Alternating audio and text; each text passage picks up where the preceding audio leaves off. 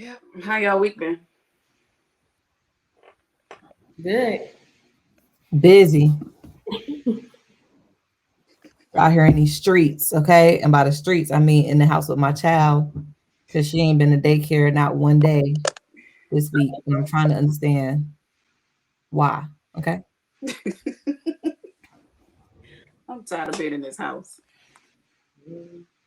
I need to. I was trying to escape last night. Well, yesterday me and Shantan was supposed to go have lunch, but it rained out here. And then today it was pretty, but then it was cold. And then we got outside. It wasn't even that bad if you was in the sun. Mm, I wouldn't have looked at houses I couldn't afford today. yes. It was nice though. I had a good time. Listen, nothing, wrong with manifesting. Just going to look and just seeing, what I'm one day gonna have. I look at stuff on Zillow all the time I can't afford. Right? Why not? I be in Zillow with the crazy budgets. 5 bedrooms, 4 bathrooms. I need a pool and a deck. $750,000. Half a Have to add million. her bidet. Right. And a bidet. End of the day. And then we was looking at it's like an area by my house that has like really, really nice houses.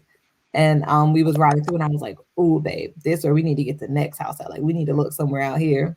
So we got home that night and he like looking up whatever on Zillow and he looking up the area and had the nerve to send me a link to a house. And Zillow do like the estimated mortgage and all of that. I was like, this is very nice, but I'm not trying to be paying $3,000 in a mortgage. $3,000? No, thank you. That's I was like, this Is is, it including taxes, huh? Is that well, I don't even know if that was including taxes. because I mean the prices they give on houses out here, I know for sure don't include the taxes. Like That's a good point. I don't even know that it included taxes or any of the other fees. yeah. And we could talk about this in today, okay? Because Gus, set us up, Mimi. I'm gonna say this part. I'm gonna add that as a little notion towards the end. But hey, we back. Second episode. How y'all feeling about the second episode? Feeling good. Did y'all notice how that extra 10 minutes on the clip after you watch how the extra 10 minutes got cut out? You Praise see the Lord. You did that, sis. You did that. Yeah, but welcome back to reality.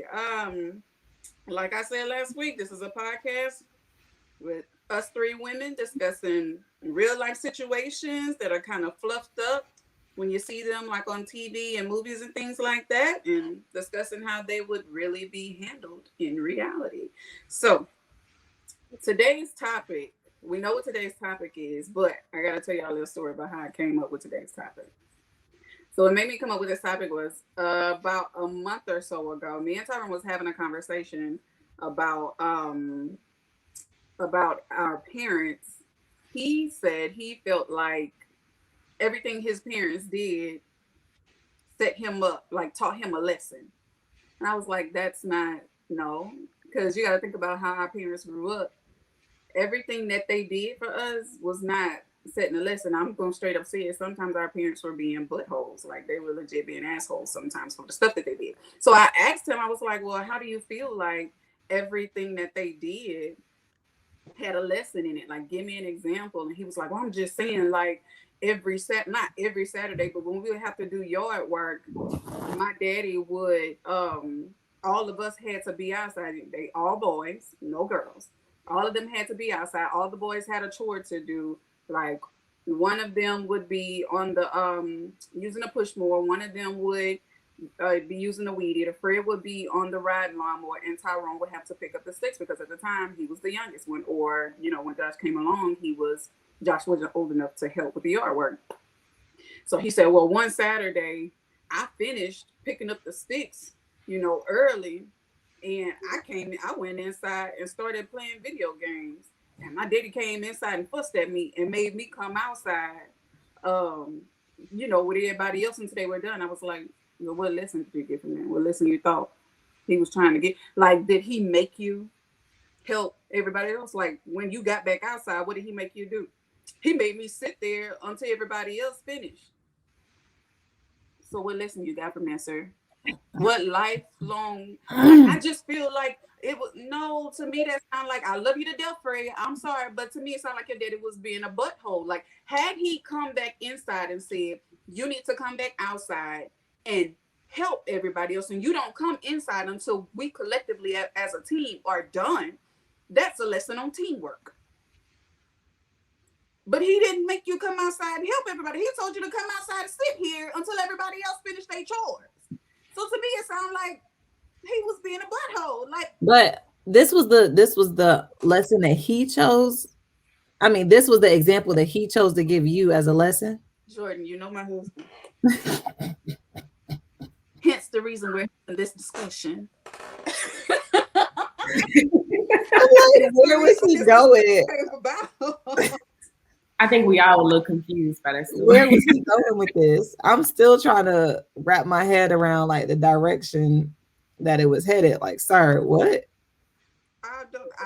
I'm really shocked by the fact that he thought, like, he still could never give me a definite answer on what lesson he got from that. He was just like, hard work. No, the hard work is you doing the chore. You doing the chore is the hard work. But the fact that he came inside and fussed at you and yelled at you, and I'm pretty sure from how we grew up, a butt whipping wouldn't have been too far behind that. But he made you come back outside, sit there on the porch until everybody else was done with their chores, and then you can go inside. He did not tell you to help your brothers, and then when y'all are collectively done, y'all can go inside. Teamwork or just being a butthole. So that brought me to our topic today, which is, did you feel adequately prepared for, I did it again. I'm gonna fix it.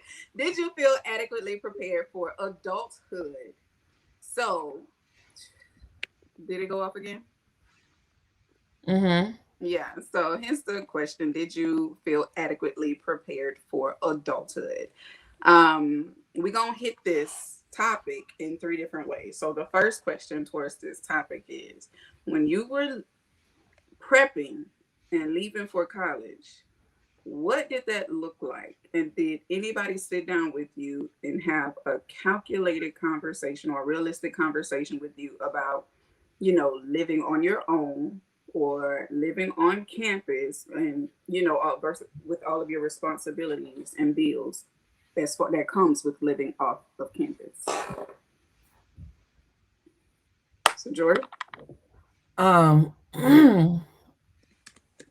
um, as I look back over my life and I think things over, I'm gonna have to say no. I try to think about it. So for me, going into college was a very like rough time. Like my mom passed in February of 2008. Then I graduated from high school in June, and then I started college in August, right? So I think it was just like my parents hadn't really been to college. So it was just that we were just pushing through, like figure out this FAFSA, figure out how to get there, like do what you can to be there. But there definitely was not a like calculated conversation like, okay, you're going to be living on your own. These are things that you should do, things that you shouldn't do. It was more like general, like, don't be talking to strangers, don't take drinks from people you don't know. Like it was those, you know what I'm saying? Like it was those types of conversations that were happening. I would not say that they were calculated conversations by any means to in which I felt like I was being like set up for college. Now I will say at the time, um my best friend at the time was this girl that we were in high school together, we went to college together. Freshman year we were roommates. All of her sisters, I went to North Carolina A&T. All of her sisters had went to North Carolina A&T as well. Like her two or three of her older sisters had went. And like one of them lived in, well, two of them I think lived in Greensboro at the time. So they were always like looking out for us, coming to get us every weekend, showing us the ropes, taking us to the game, taking us grocery shopping. Like they played an integral role in me like getting settled and kind of knowing the lay of the land freshman year. But my parents, well, my dad, nah. Him with his Definitely. Oh, go ahead. no, I was just saying him with his throwing the condoms in the cart. Hey, that man was trying. That was something that needed to happen. Okay, he wanted to make sure she was gonna be safe. So we ain't got to talk about what you're doing, but if you're gonna be doing it, here's what you need to do. Okay. You ain't seen TV, god dog it. You watch. But no, I definitely was not adequately prepared, and my parents definitely didn't have a specific talk with me to me for adulthood. What does adequately prepared mean? Meaning you know how to manage your finances. So no, I signed up for student loans. I didn't know what the heck I was signing up for. I just signed the paper. They said sign here. You're gonna get, oh, your scholarship money gonna do this. Your this don't cover your room and board, and then you're gonna get a refund. I just with it. Whatever you say, it's cool. I signed the paper. Nobody. I mean, I was 17 when I went to college. You know what I'm saying? So I was like, that might not even be legal. I need to look back into that paperwork, but that's a whole nother story. But I mean, no, they just, I like you said, my parents didn't attend college either, so maybe that plays some factors in it. But I don't recall anyone really telling me, oh, Shantae, you need to save this or you need to do that or, you know, maybe make this decision or that one. And when you look back at things, hindsight is 2020. So I'm always like, oh, I could have did this or I could have did that if I would have had more guidance. But I guess they was doing the best that they could. But I don't know. Let me think. Besides finances, what else do y'all think is important for adulthood? Oh, I'm sorry. I'm skipping ahead on your question. Yeah. I'm so sorry. No, you good. You good. You good. But I was just trying to think of other ways that I was inadequately prepared because I know I was unprepared in that department. But I mean, just in general, just there was no. I even Lee Shores told you not to talk to strangers. I wish somebody told my roommate that in college because she just was anybody. I mean, a stray dog could have came out the door. I was like, girl, you got to stop letting people up in here. I mean, I'm serious. Like this dude she met, she was like, well, he don't have nowhere to go. Can you sleep on our couch? Hell no, he can't sleep on our couch. But anyways, yeah. It was So both of y'all, hold up. Jordan, you lived on campus. Mm-hmm. Shanti, you had an apartment? It was an apartment on campus, but yes. Okay. So I graduated when I was 17 and I moved out with like the week of graduation, the week before graduation, we had already had our apartment and everything. Now, as far as getting prepped and getting ready to leave for college, nobody sat down with us and was like, here are, you know how sometimes your parents will try to dictate where you go, but they've never had a conversation with you about how far, why, the reason and why they would only want you to go so far and whatnot. I always knew that I wanted to go to. At first, I said Grambling, but then I was like, that's a little too close to home. But my next choice was UL. So I ended up, me, my sister, and my best friend, we all applied to ULL and formerly USL, and we got an apartment off campus. Nobody told us, they had nobody really was like, why would you choose this school or whatever? We were just like, this is where we want to go. This is where we applying, and this is where we sending our SAT scores and everything to. I mean, ACT scores or whatever. So before that, it was just like our choice. But then after that, after we got accepted and all, it wasn't okay. Are y'all going to live on campus or are y'all going to live off campus? We were just like, we're going to get an apartment off campus. And then our parents were like, they never broke it down to us and was like, well, you need to make sure you have this much saved up. You need to make sure that you have this much to cover, whatever. It was just who you gonna use for a background check on the apartment so y'all can get that apartment. And then it was like, well, y'all need to use your daddy because you'll have a better choice, a better chance of getting an apartment. Okay, well, let's use that. Got the apartment. Our parents did not help us put down a deposit. Me and my sister at the time were only working 2 days a week our senior year at Wendy's, Tuesdays and Thursdays.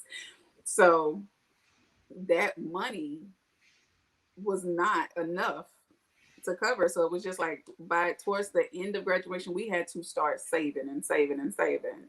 So when we finally got out there, my parents had two girls graduating at the same time. Me and my sister are not twins, we're a year apart, but we graduated together. And at the time, our parents could not afford to help us. So we were really on our own from the day we moved out. And with us getting that apartment, I'm not going to say it was horrible because at the time, a 3 bedroom apartment, 3 bedroom, 2 bathroom, we were paying about $598, I believe. But nobody told us about lights. Nobody told us about water. Nobody told us, like, even then, my parents knowing that we knew we had to hurry up and find a job. Like the day of graduation, the next day, we were on the road and shooting out to Lafayette. So we hit the ground running looking for a job. So nobody told us that, well, me and my sister ended up having to share a car because of course our parents couldn't afford at the time to get us two cars. It was my mom's car. They sent us all the way to Lafayette with one car, then turned around and made us pay the car note.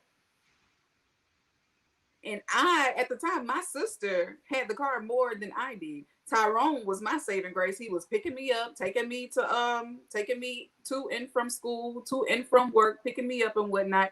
I eventually ended up staying at his apartment more than ours, and we were still paying rent and whatnot. We got food, thank God. We had the sense somebody told us to go ahead and apply for food stamps. That was a bliss. So, I mean, as far as that, nobody really sat down with us and told us when you go out into the real world, you need to look forward to these expenses. Nobody told us that we were going to have to work around a work schedule on our own and, try to maintain your grades at school. I think after the second semester, I almost got put on probation because I'm sitting up there like trying to work so I could pay bills and go to school. Like I eventually had to sit out because I was on my own. I had to work. I was not moving back home. So it is what it is. I eventually ended up going back to school and finishing or whatever, but still, it was like nobody, it's sad that when you hit 17, 18, your parents were just like, bye. No prep work, no nothing. Was just like, bye, you on your own. Now, moving into finances. Did He's being anybody, fast at our own house, but go ahead. huh? He's just being fast. Look, that's where my bread and butter was coming from at the time. I had to do what I had to do. I'm just joking. I'm just joking. But as far as finances, did anybody ever show y'all like an example of a budget or show you like these are priorities, like you need to, this can always come second or third, but this is what you need to be paying attention to as far as finances? Um, no. Now, I was always a little different when it came to money and when it came to like independence. I at a very young age realized that like with money comes control, right? So like I I had my little cell phone and my parents were paying for it and they're like, "Oh, you can't be on the phone after this time. You can't do this, you can't do that." And I'm like 16, 17. I'm like, "What do you mean I can't be on the phone till after 9 o'clock? That's when my minutes are free. Like that's when I'm supposed to be on the phone. The minutes is free at 9." Okay. So it got to a point where my parents was like, well, like they would take my phone, they would be turning my phone off. And I'm like, this is ridiculous. And it's like, well, we pay if as long as I'm paying, that's like you ain't going. I'm like, heard you. Honey, got my little job at Bojangles. I was working like 3 to 5 days. Like I was working 3 to 5 days a week, right? Getting my little check. I started noticing that I had a little savings and I was looking at it and I was like, how much is a cell phone bill? Oh yeah, I can afford to pay my own cell phone bill. Went and got my phone My phone was cut off because my dad had cut it off because I had been on the phone late. He cut my phone off. I said, all right, I'm gonna show you. Went to US Cellular and said hello. And the lady that was there like knew my dad. So I'm like, hey, just go ahead and cancel the service on his line. I know it's 150. I'm gonna pay that. And then I'm gonna just buy this phone and I want it to be prepaid. How much I gotta, it was like $60, $75 a month. How much that's what I gotta pay a month? Thank you. Go ahead, set it up, give me a new number, all of that. She did that. I went to my dad's phone, changed my phone number in his phone because he had us on speed dial. So when he dialed it, all he knew is that he was calling the phone, honey. He didn't know what number it was. So he like it was like 2 weeks, and I had like been on my phone. And he some way somehow he ain't noticed. So he went back to go turn my phone on, and they're like, "You can't turn that line back on. Like that line's been disconnected." And I was like, he was hurt, and I was like, "Listen, okay. All I hear is that I can't do this and I can't do what I want to do because you paying for it. Well, guess what? I'm paying the bill. I bought the cell phone. I own the cell phone. I'm paying the cell phone bill. I'm gonna get off the phone when I want to get off the phone. I'm gonna talk to who I want to talk to when I want to talk to them because it's my bill. It's my stuff right here. If I So want to be up late caking, I'm gonna be up late if caking. that's what I choose to do, it's my money. So I had a different mindset when it came to having a job, having money, and saving money. Now I do remember my dad trying to like talk to me about credit, but at the time I didn't really understand what he was saying. Like he would say stuff about having a credit score, but he didn't really like break it down in a term that a 16, 17-year-old kid was going to understand. So going into college, I was still paying my cell phone bill at first. I feel like I might have switched over and like let him pay it for the first year or two, or like I was like figuring out, how to pay it until I started, working at Express when I was in college to be able to pay for it myself. Um, but there was no financial conversation to say this is what you should have, this is what you should look out for. Even when it came time for me to get my apartment, like I've just always been smart with money. And I just had this fear of being broke. So my money ain't getting but so low because I'm like, I can't walk. Like I know I have bills to pay. Like my priorities were always like, before you do this, did you pay your rent? Did you pay your light bill? Did you pay your gas bill? Did you pay your water bill? Now moving to New York, it was a little different because it's renters insurance and like actual apartments, like versus the college apartment where it's like, boom, take my 550, y'all cover everything. Once I moved here, there were like, add-ons that I wasn't like privy to that I had to like, jump in and learn real quick. But that wasn't that was me learning through experience, not me learning because somebody was like, this is what you need to do. Did you sign up for this? Do you have this? Like, no. Well, definitely no one had like a real financial conversation with me. When it came to the credit thing, my dad used to be like, don't get no credit card. Like that was my conversation about credit was just like, don't get one. Don't get involved with that. He used to say stuff like, they was gonna get you. Like whatever that means, right? I guess he meant like the interest factor and stuff like that. But I was thinking I really learned about finance. I gotta give a shout out to Susie Orman. That was my lady because I learned a lot about credit and money listening to her. Like I liked the little TV show, so I started watching it. I think I had read. I always say I learned about credit read in a dentist office, reading a magazine. In the dentist office. I was in a dentist office and they had some magazines right there, and I guess I was bored and I started reading it. And they saying something about get a credit card, pay it completely off every month. It helps to build your credit score. I mean, I was probably like 18 or so. I think I might have been 17 actually. And I was like, oh, okay, that's how you build credit. And I actually did that. I mean, like, I did not travel the road that most people travel when it came to credit and things like that. Because, like I said, I kind of like listened to that, and I never really got into a lot of trouble when it came to that sort of thing. Also, I mean, I started working when I was 15, 16 years old. I started Rave, the clothing store. So a lot of my check used to go back to that, but I did save some of it. But yeah, it just, I mean, not really. No one really taught me like ABC besides Susie Orman. I mean, Susie will let you know. She tells you to buy, you need to get your credit straight, you need to invest. So I really want to thank Susie because she likes she saved me. She don't even know. She don't even know me. I heard she from the shot too. So we got that in common. But yes, I gotta give it. That's the person who taught me. Yeah, I got my first credit card through Tyrone. Like I had no credit, none whatsoever, and he was like, "You don't have nothing." He added me onto his credit card. That's how I started my getting getting credit journey. Now that may be why I'm so handicapped now, because I don't. I feel like he taught me all of this. He's what the one who introduced me to it. That may be why I'm so lax with what I was. That was my thing. Another thing for this year, I'm trying to get more into our finances and understand it more and help more. So I'm slowly starting to learn more about it. But I'd be like, they send me that paper about my credit score. I'd be like, oh, okay, good.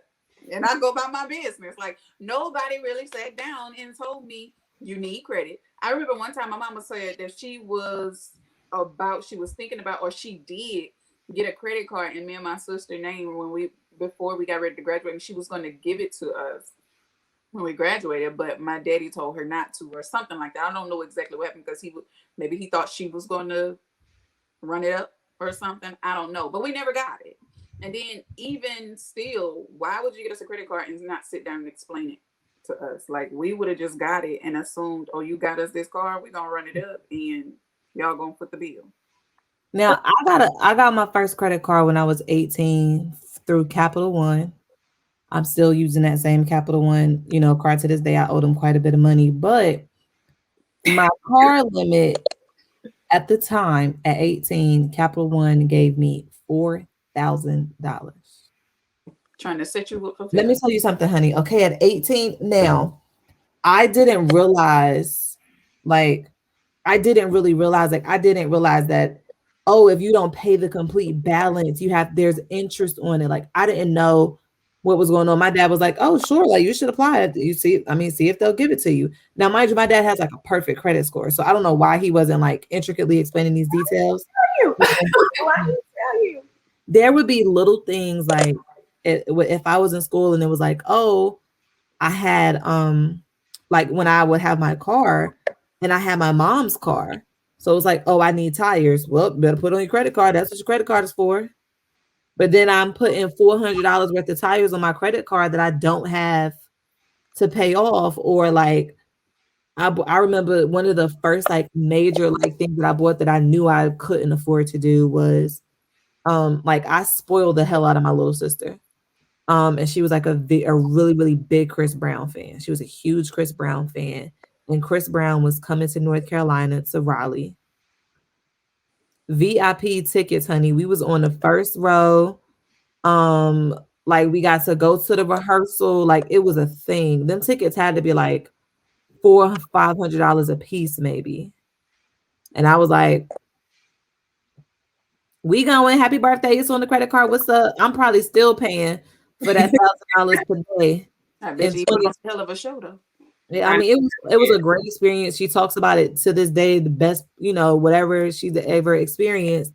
But like, there was no real legitimate conversation, like to say it is in your best interest to try to only put on your credit card what you can pay off that month. Like maybe use it for gas or use it for a bill that you know that you can pay, like that, and you have the actual cash, but use that to like to build your credit up. Like that wasn't a conversation. I would love to add Abby to my card or add her as an authorized user or give her a card like while she's still in high school and while she's still in my house so that we can manage how she's using it and she can be like, Mama, I did this. And especially when she get a job, it's like, oh, Mama, I did this. I want to do that. Well, okay, well, you have your credit card. If you want to do that, just make sure that when you get paid, you're paying it off, or when you see the balance, you make sure you pay whatever it is that you charge. Like I would want to be able to have those conversations with her. I think sometimes that like we were expecting our parents to do something. Like I don't know what your dad did. You say he had a perfect credit score. My parents, that was not the case, boo boo. Definitely. But when it came down, like you asked, like did anybody teach you how to do a budget? I taught my mom how to do a budget. Like I'm serious because I started. I really, me, you know this about me. I got really into like reading financial books. I liked it. I just did. So so I started like learning how to do different things like with finances and what you know what it's supposed to look like and what percentage you're supposed to spend on your credit card and da da da. So I was just the reverse. My husband, he didn't really mess up his credit. There was a parent who may have done something to his credit prior to him knowing it. So when we got out of college and we were married like straight out of college, he had things on his credit that he wasn't even aware of. Outside of that, he probably would have only had like a little bit of credit card debt from like I think like a Target card because he worked at Target. But so I actually added him as an authorized user onto my credit because I had a Discover card from the time I was 18. I think by that time we got married, I was like 24. So I had it for like 6 years, so it made it look like he had better credit and whatnot. Yeah. But it is, I think that adding your children is definitely a smart move. And I've heard people say that their parents added them and gave them like lended them credit, which was not something that was probably a real option for me. But I do think that it's good when people do it for their children. And also letting your kids know what life costs. Because I don't think that people know like what it costs to own a home, what it costs to the electric bill of that type of home. Like I mean, it would even kind of change the degree path that you pick. You know what I'm saying? Like depending upon what kind of lifestyle you want to live. Because you can't afford this type of lifestyle if you got this type of job. You know what I'm saying? So it just, I don't know. I think that people need to do a better job of explaining it. Because I was talking to one of my little cousins and we was talking about car notes. And she was like, "Oh, $125 a lot." I was like, "No, no, no, baby." But she didn't know. She was 15 and she was just naive. Like she didn't know. So I was just sitting there like, but kids need to know that. Like by 15, I want my daughter to be able to like, okay, I want you to sit down and you pay the bills for this household because I want you to see what it takes to really run our household, to see what it really costs to run a household.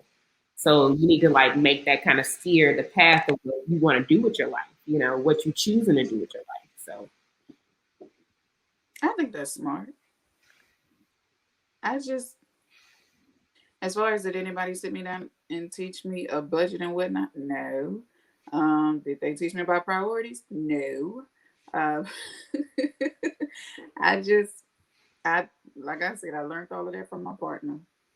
And that's probably why I'm so trusting of him now. Everybody be sitting up there talking about some. He might not everybody, but you know how sometimes, like my older sister, she'll be like, "You need to have your own and whatnot," because he might try to run game on you. First of all, if he get the courage to run game on me, I'm gonna take him for everything he got. Me and these two kids. You ain't gonna be able to take a pee without paying me a fee. So I highly suggest you think about it. But no, I get why people be like you need to have your own, but at the same time, I wholeheartedly trust him because even if I feel like if somebody wants to set you up, they wouldn't try to give you the tools. He persistently tries to get me to pay attention to the bills, and I'm just like, but why? Why though? Why though? You do it though. So I don't feel like that would be an issue. she's But sparrow. She's sparrow. now you know my husband. It took a minute for me to get to this level, and I'm gonna eat it up. No, but I agree with you, Shanti, about like teaching your kids. And Jordan, when you said you want to be able to add her to a credit card so that everything, I wholeheartedly agree. Like I don't want my kids to turn 18 and just kick them out and be like, you on your own. I don't care what you know or what you don't know. That's on you. Like, I refuse. First of all, it's not imperative that my kids leave when they turn 18. I don't care. You can stay here as long as As long as you're doing right, you can stay here. Pay your bills, get your money up. That's what we're here for, boo. Like, I'm not, why would I release you to the wolves and just expect you to sink or swim? Right. I mean, and another thing too that we're doing for Abby is like, I mean, maybe not every time, but like if I get paid, Abby get paid. Like I'm putting some money aside for her so that, you know, I mean, if something happens to me, of course she'll, have everything and have all of the life insurance policies, and that's another conversation too. But like I want her to be able to have know that like she has her own money. Yes. Like I'm putting money aside, so it's like this is yours. Like this is how you need to handle it. Let's watch it. Let's learn how to look at your bank statement so you can know like how you're spending money, what your budget is. Like have your own setup so we can talk about these things now. Because I mean, I of course I got my bank account when I got my job. My job. My dad took me to the bank to set my bank account up so my checks could go to my bank account when I was 16. But there was no like, okay, this is how you should manage your money. This is what you should be saving for. I knew at the time that I was making money to get the things that I wanted that were outside of what they were like what my parents were going to pay for, right? So if it's like some extra stuff, I'm like, oh no, I can do that. I have my own money. Oh, when it's senior year and I want the $300 class ring instead of the one that's 150, well, just give me the 150 you was gonna spend, and I'm gonna put the rest to it to get what I want. Or when I want these senior pictures and I want the most expensive package they got, okay, I guess I gotta save my money to get this package because y'all not paying for it. See, that was nice because when I got a job, literally my parents, I felt like I was cut off. And they did that to all of us, I mean, I thought I'd be different because I was the last one there and the baby. But I mean, once I got a job, literally it was like buy your own clothes. They didn't make me, they gave everybody a car.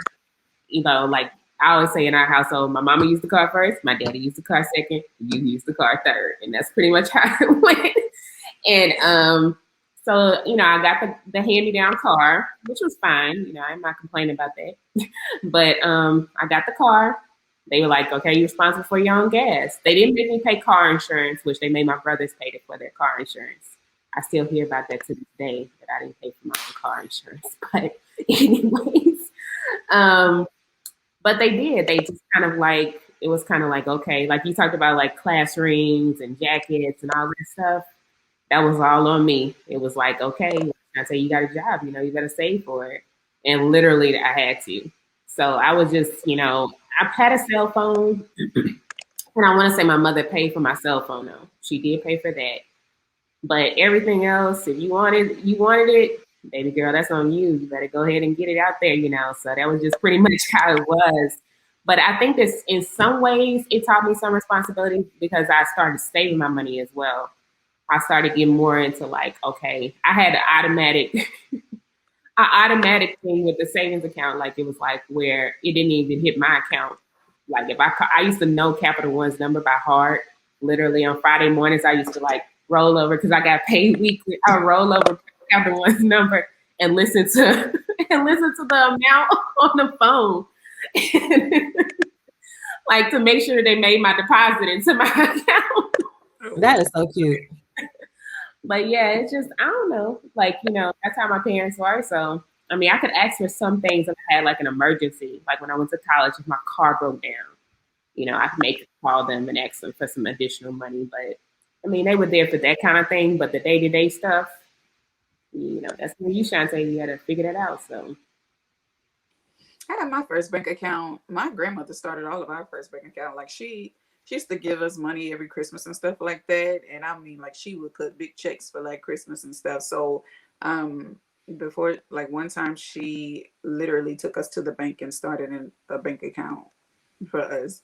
And it was up to us to add to it. We couldn't withdraw from it, so it was a savings. But she expected us to add to it, and she would just give us the cash from then on for our birthdays and Christmas, and expect us to go add that money.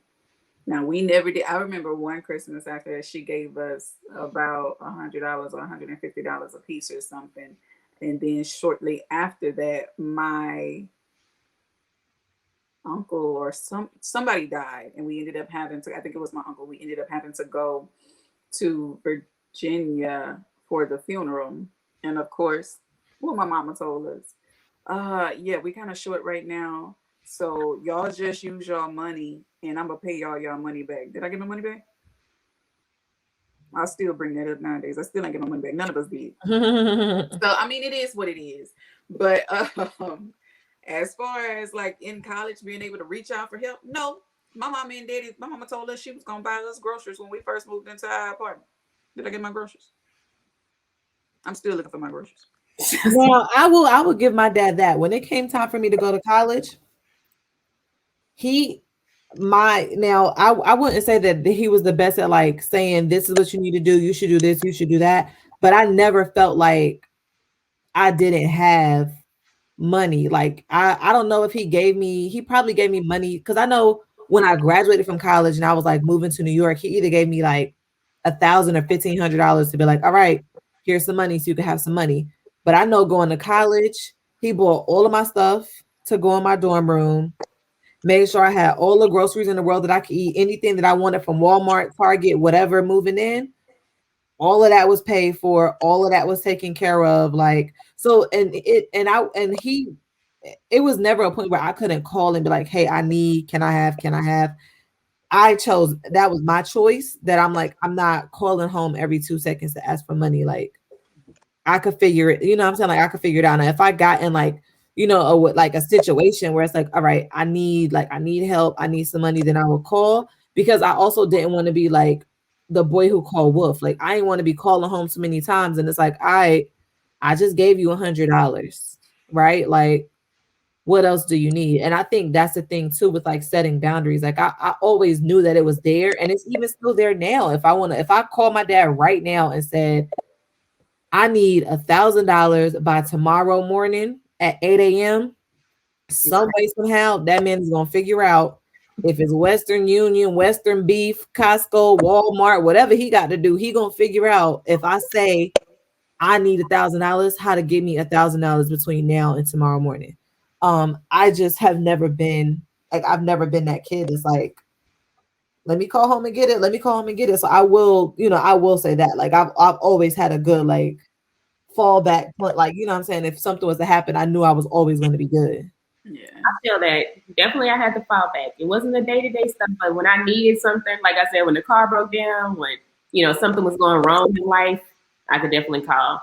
And even like you said, to this day, I mean, my mom is she's still kind of like that. Like we had some stuff happen in our house, whatever. My husband got sick, and she was like, I could always come out of my retirement stuff if you need it, da da da. And I was like, Mom, I'm fine, I'm chill. But she's there, I know that for sure. My dad passed away now, but I know he will be too. So I know they're gonna be there if I need them. But like you, I didn't call a whole bunch, but if the crap hit the fan, it is what it is. That's a blessing because if I call, I'm gonna call and I'm gonna get some words of encouragement. I'm just, I'm just joking. Like right now, I know my parents would do whatever they can to help out, albeit they're not in a position to be able. Like it's more so. I can't say it's reversed because it was never the other way, but we're more so in a position to help them if they needed it. But as far as the kids, me and Tyrone agree. We're about to start teaching our kid, well, Mason. We're about to start teaching him about money now because we like it's gonna seem like Shanti was laughing at us, but I'm serious. Like he needs to learn right now that money don't grow on trees. Like he's very spoiled. He turns around and will ask you to eat something after he has not been listening all day, and you expect me to go spend my money at Sonic because you got a taste for Sonic instead of eating what I done cooked. So no, we agree that we about to put price tags on all his snacks. He's about to start getting an allowance, and you can utilize your allowance to pay for extra snacks in the house. Now, when you out, don't touch no more of my snacks. So I like that's how we're going to start.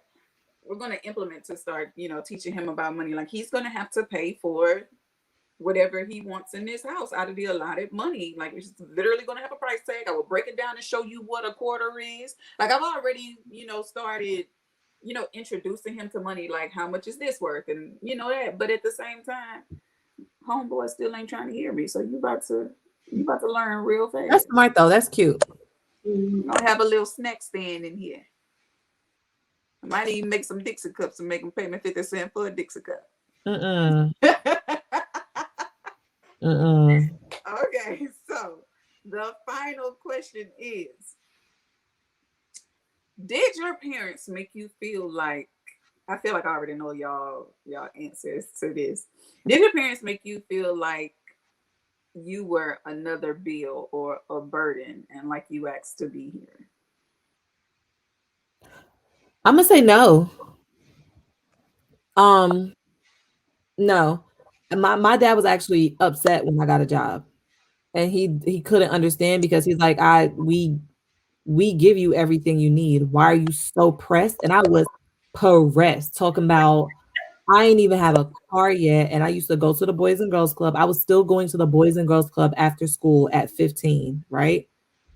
I walked from the Boys and Girls Club to Bojangles to my job interview, and I knew specifically that I wanted to work at Bojangles because that was the highest paying fast food restaurant in Washington, North Carolina. So like I was like 15 making like $7 and some change an hour. Come And on like with the Bowberry biscuits. okay, McDonald's and them was like six something. I was like, I'm going to Bojangles. I walked to go to my interview and he literally was hurt. He was like, do we not do enough for you that you feel like you need to go? Like, and my parents, anything we asked for, it never was like, you can't have it. You know, like if we asked for it, if they could, it might not have been a yes in that moment, but if they could get it and get it to us at some point, we were gonna have it. So I am grateful for that we never had those moments where it was like, you're a burden that I gotta pay for you. Like my parents never made us feel like that. And I've heard people like have those conversations around their kids, like, but did you pay this ain't your did you is you paying for it? Because it's all like I don't like that. I don't like that. And I don't never want to make my baby feel like that. Now, granted, this is my stuff, this is my house, I pay the bills. She gonna know that, but I'm not gonna make her feel like, you know what I'm saying? Like she's her wanting stuff is a burden. Like that's a part of life. You have wants, you have desires. Now let's learn how to manage those and your wants versus your needs. I never felt like I was a burden. They never made me feel like, oh, Shantae, you being here, you costing us this or you costing us that, or stuff like I never felt like that. But they were there were always limitations. Like there were certain things that my parents just was not gonna pay for. It just wasn't gonna happen, that sort of thing. And as far as for working, they pushed everybody to work. Like it was just like, once you got of age to work in my household, it didn't matter if you played sport, which, it didn't matter what else you was doing. More than likely, I mean, I guess more than likely 3 or 3, you went to go get a job, when you found when you hit a certain age. And I don't know if it was more so like um my dad felt like boys needed to learn, the responsibility of working kind of thing. And I think they just kept the trend going with me. They were just like, okay, well, Shantae can work too. Because like I said, they didn't really make me pay for anything. Where it came from my brothers, they were more like, they need to, pay for the water, for the phone, or for something, like gave them something to pay for at the house. But they never gave me anything to pay for or nothing like that. They just were more like, you need to learn how to be responsible, I guess. Which, I mean, I don't know what responsibility I had. I mean, I didn't have a car at my first job. They were driving me there. They made sure I was on time. but I mean, it was fine. Like I never felt like they made me feel, like, oh, you're a bill or you make me, that sort of thing. It was never like that. That's a blessing. Ooh. Uh, I'm over here tearing up stuff. Um, in my house, of course, then when you're little, you really don't, when you're younger, you really don't know how to navigate that stuff. But looking back on it, I can honestly say yes. Um, Sometimes they did make me, and at least I can't speak for my siblings, um, feel like we were a bill sometimes, like another burden. As far as like if we wanted to do, yes, we got to do stuff. Yes, we got to participate in stuff.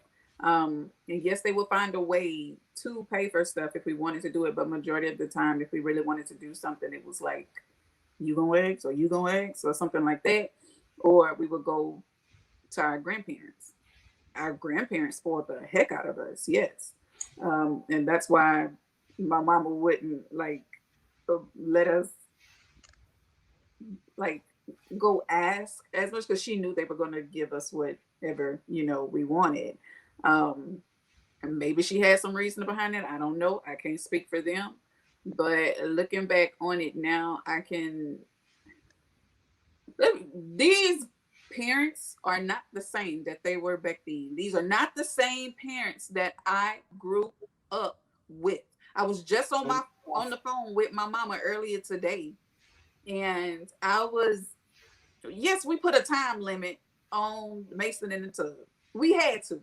He in here flooding the bathroom. He in here tearing up the bathrooms and doing everything. Tyrone had to plunge the doggone toilet twice in a 2 week span because he in there putting stuff in the toilet. So of course, you need 10 minutes to take a bath. It should only take you 10 minutes. But if you ain't out the tub in 10 minutes, you get in trouble. She literally fussed at me about giving my child a time limit in the tub. And I was like, well, you did way worse. You did way worse to us. Like, it don't matter. You supposed to play in the tub. No, you supposed to get into clean your behind and get out. Like, and even, yeah, it's okay if you play in the tub, but when it gets to the point where you're tearing up my house, that's an issue for me. Like, I yelled at him until I was yelling through. First of all, he wasn't in the same room as me. So of course I needed my voice to travel to reach him. So I just loudly said, are you done? Did you brush your teeth? Did you put on lotion? Make some shake because we had something to do. I had something to do. Why are you yelling at that boy? He can take a ma'am. This is my house. I got things to do. I don't have time to run behind him all night. And first of all, you beat the hell out of me for just opening up my mouth to answer a question for you. These are not the same parents. Grandparents. They're grandparents now. I don't care, but don't be fussing What at it is. me. It's You're trying different. to rear my child because I know for sure. We have already discussed this. I will not. And I don't care if my mama and daddy get their feelings hurt or whatever. I will not. No, I don't want to raise my children the same way y'all raised us. It was not okay. Like, yeah, we had good times, but a lot of the times it was like the stuff y'all did to us, it was not okay. I'm not sitting up here trying to say that y'all were torturing us. No. But the retaliation that we got for some of the things that we did, it was a bit much. Like, as far as me disciplining my children, I would not take it to that level. That's a conversation for another day. And that's why majority of the time I know my temper, but majority of the time I let Tyrone handle Mason because I know when I get mad, I'll probably end up taking it to another level. And I don't want it to get to that point where my excuse is, well, I didn't do, my mama used as excuse, I didn't do what my parents did to me. So he's okay. I don't ever want to use that as an excuse with my children. So as far as, yeah, I forgot what the question was. Feeling like a burden or a bill. Yes, I did. As far as my my siblings, I'm pretty sure they would say yes. But I can't speak for them. It could be so many people in a household and everybody sees the same thing and everybody still has their own view on how that one thing went. See, and I feel like like you can't make your kids feel like a burden. You what these little people in the world. Like I I didn't chose to want to have be you. here. I'm choosing to raise you. I'm choosing to take care of you. So I Yeah, mean, you if you want to call yourself a burden, like you chose that burden, like that's on you. you know that song, 9 months I carried you, no charge or something, right? I was Hmm. like, that was her choice. I mean, like, I mean, I'm not trying to be mean or anything, but I'm like, dude, you the one who made that happen, you But know? it's a choice. Choosing to be a parent, choosing to raise a child is a choice. So for you to then make the child feel, Like you owe them something or yeah, your kids don't owe you nothing. nothing. Now, don't get me If wrong. I felt my parents anything, were if different. anything, you owe to your kids to like show them a good life and make them comfortable in life, but your kids don't owe you anything like that. And I hate that narrative too, because it's like you're for you to be like, well, you owe me. I did this, I did that, but that's what you were supposed to do. Your parents. Mhm. I don't owe you for doing what you were supposed to do. Am I grateful? Yes. Thank you, because you could have thrown me to the streets, left me at the fire station for somebody else to come get me. Okay. Yeah. That could have been your choice, but that wasn't your choice. But I do not now owe you. This ain't that type of relationship where you scratch my back, I scratch yours. No, like you're a parent. Yeah. And I love my parents to death. I do anything for them. Um, but at the same time, it is what it is. You can't. I get it. It's left in the past, and I have siblings that don't really have that type of relationship with my parents because they feel some type of way about how we were brought up. Yes, it's in the past. It's done and over with. But at the same time, you gotta move on. But at the same time, it's okay addressing stuff. Mm-hmm.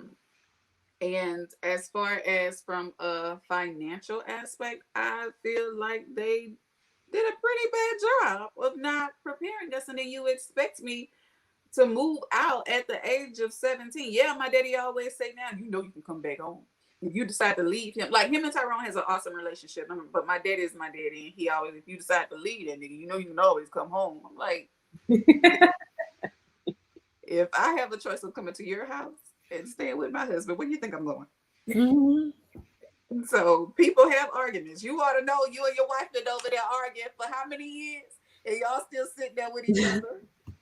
But wait. Mimi, you ain't covered one thing about adulthood. What about marriages?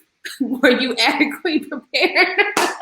Man, this gonna have to be a 2-part episode if y'all want to talk about marriages. And that was supposed to be a question, but I didn't get to it. So we're gonna have to break this into a 2-parter, because when we get to marriage, baby, I don't know if they want me to air their business out like that. If it was left up to them, if it was me basing my view off of their marriage, if I ever wanted to get married, my answer would be hell no. Leave the problems where they at. I don't need them. See, I didn't want to get married in general. When I was younger, like the younger version of me would have never thought I would have got married so young. Oh my goodness. I mean, I tried to throw it away. I told you that. I told him, I was like, why don't you go see other people? And I go see other people, and we make sure this is what we really want to do. I'm being serious. Like I know you are. I saw where this was heading. We was about 3 years deep or so, and I was like, maybe we should just, make sure we make a smart decision. And then I feel like for us, so we aren't married yet. We've been together for 5 years. However, he was married prior to us getting together for about 4 years, I think. Right, Mimi? Four? They got married in 11. Yeah. So about 4 years they were married prior, which I've never been the girl that's like, oh my gosh, I gotta get married, I gotta have this big wedding, I'm gonna it's that. Like that's never been my thing. So it kind of worked out that like our paths aligned when they did, because with him coming fresh out of a marriage and me, not necessarily wanting to rush into a marriage, because I'm like we're together, we're establishing a foundation, we have a home together, we have a baby together, like we are right, like we're fine. And all of that will come when it comes in its due time. And if I'm going off of the example I seen from my mom and dad's marriage, woo, okay, because some things was happening up, in Sandy Ridge Road where we was living at, that I'm like, like this what marriage is, this what it look like this what I'm supposed to accept. It's a no for me, dog. It's a no.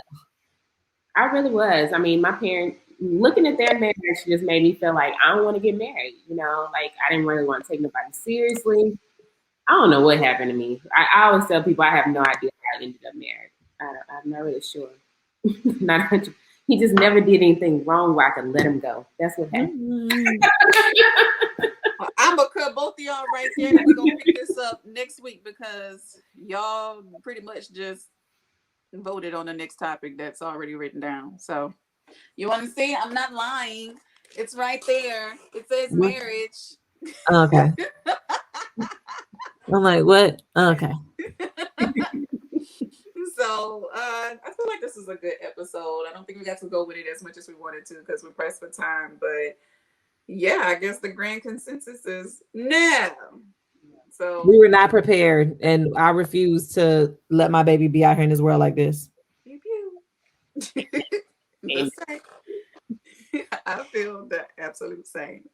And I feel like the other cultures been doing it for years. They isn't it the like Indian culture? They let their everybody's just live there, live there. You just continue to add to the family. They just continue to get a bigger house, and everybody, it is what I'm okay with that. once you get Americanized, though, they be the same way that we are. I mean, I'm just saying, the American culture, built by these people, is that's just how it is. Everybody is individual, whether you struggling or not. All right. So sound off in the comments section. Don't forget to like, comment, subscribe to this video. I need to put my foot in my own behind. Take a lesson from Kirk though.